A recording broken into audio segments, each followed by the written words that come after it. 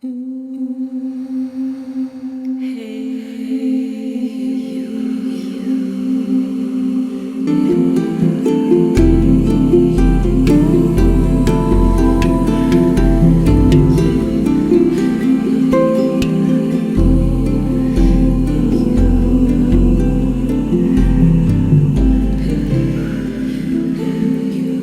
and welcome to another episode of The Art of Authenticity. I appreciate you being here.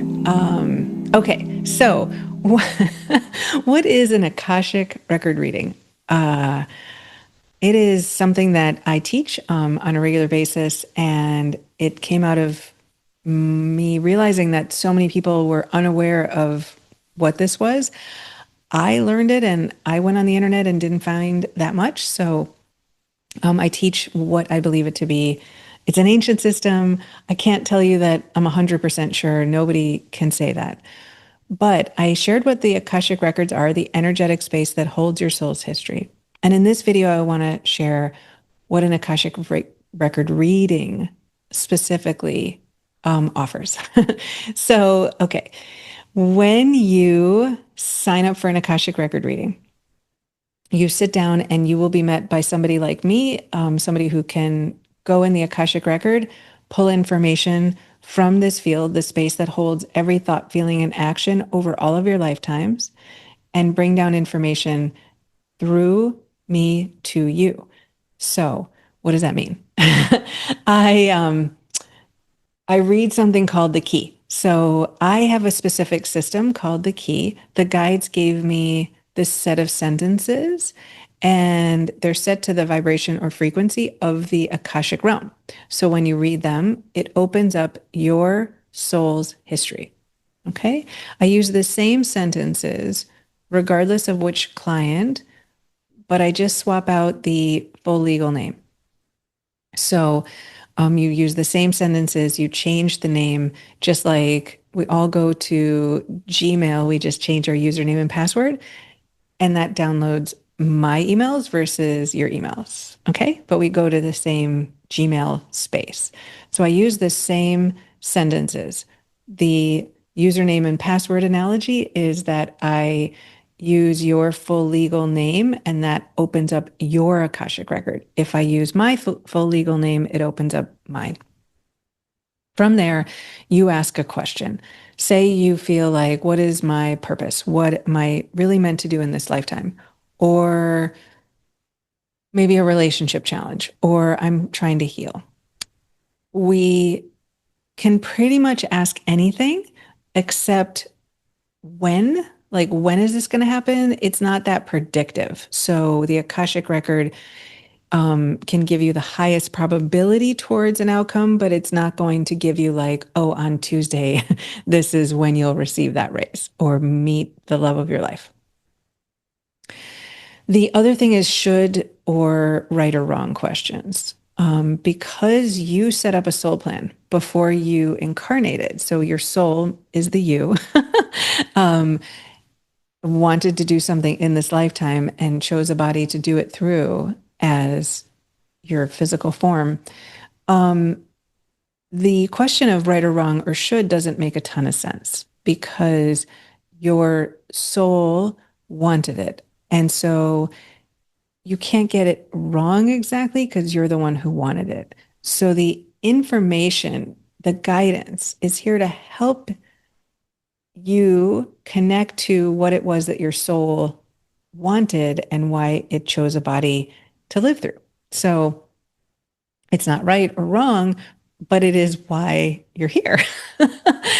So you will go into the Akashic record and you can ask these questions. If you try to say, am I the right path, or is this the right relationship? You really won't get information in that way. Everything else you can ask. Now, the other issue is your guides really only want to talk to you in this modality about how to help you get back to what it is that you were meant to do. It doesn't mean other things aren't of importance. It's just that's not what this modality is designed for. It's designed to help you get back on track with your soul plan. So you can ask a lot of questions, and some of them you won't get as great answers. Others you will get much richer, fuller answers. When it comes to healing, how to get back on track, where you are in your soul plan, uh, a lot about your growth, evolution, and that's what they believe is the reason that we're alive.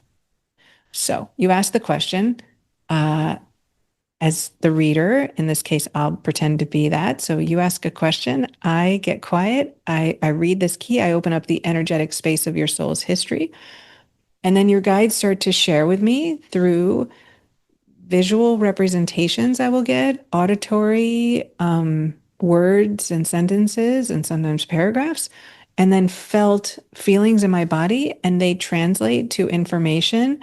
I'm not doing it, the guides are doing it. I am kind of like the phone booth.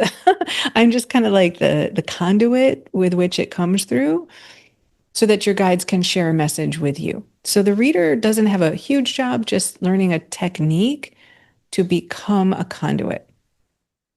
The music is there, and the person who learns the technique of the, say, guitar or the drums, when they do the technique a certain way, the music comes through the physical body and the instrument into the world. The music itself is perfect if you can get your guitar tuned and play the instrument the right way, it will come through. So similarly, if you can learn the technique in a certain sense, you will be able to share the information with the purity that the guides wish. Obviously, it's coming down through the physical body, so it's never going to be 100%. And also, a lot of what they share, it's kind of past our worldly understanding of things, so it comes a lot through metaphor.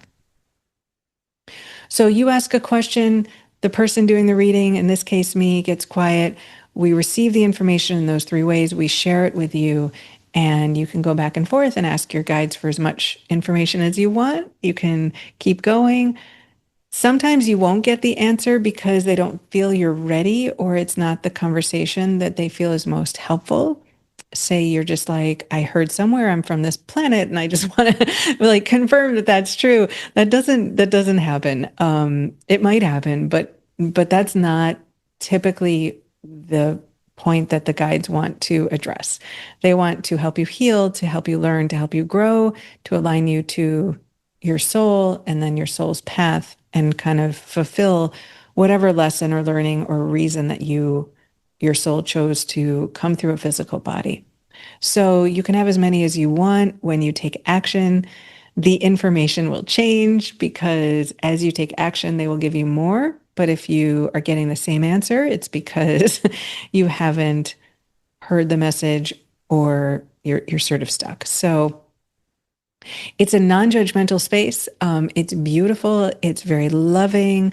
The guides who share, some people think of it as the Akashic Guides. Some people think of it as your guides. I would say that for me, it just comes through it as energy. But what's most important is that as you get the reading, you don't feel judged, and it really affirms what you already know to be true on some level. And it gives you that confidence that you're where you need to be, or it gives you that breakthrough aha moment like, oh, I got it. You know, you go to friends, you go to a therapist, you do psychedelics, you do all sorts of things to just have that like, oh my God, I got it moment. The Akashic Record allows for that. It's also a treasure trove of tons of philosophical, beautiful worldviews. I've written books from it. I am a channel with the Akashic Record. I love the worldview. It's so simple and beautiful, and it speaks as truth for me. So that's also what's there. So hopefully this helped you understand. There's another video on what the Akashic field is. If you want to do a free program to try it for yourself, I think all of us are the Akashic Record. We should all be able to access it. I have worked tirelessly to help thousands of people access this field, and I have a method for doing it that does work. I have a free option for you to try because I think everybody should be able to understand that they are mystics. We are all connected. We are connected to the same thing. So give it a try at the littlesoul.school. And if that's fun to you, we have other classes and things. Hopefully, this helped you understand. Lots of love.